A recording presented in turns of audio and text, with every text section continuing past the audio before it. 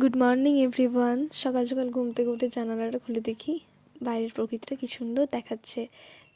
এই মাঠটাতে না সকাল বিকেল সবসময় বাচ্চাগুলো খেলতে থাকে, ক্রিকেট খেলে, ব্যাডমিন্টন খেলে, শীতকালে তো প্রিয় খেলা। এই যে দেখুন, সেদিন যে বলেছিলাম গোলাপ ফুলের পাপড়িগুলো খুব জোরে জোরে পড়ে, এই যে দেখুন এগুলোকে যত্ন করে রেখে দেবো যাতে পরে এগুলো গোলাপ ফুলের পাপড়িগুলো শুকিয়ে করে গরম মশলার কাজে ব্যবহৃত হয়। দেখবেন তো গরম মশলা যখন প্যাকেটে কিনেন না, সেটা দেখবেন গোলাপ ফুলের পাপড়ি থাকে শুকিয়ে।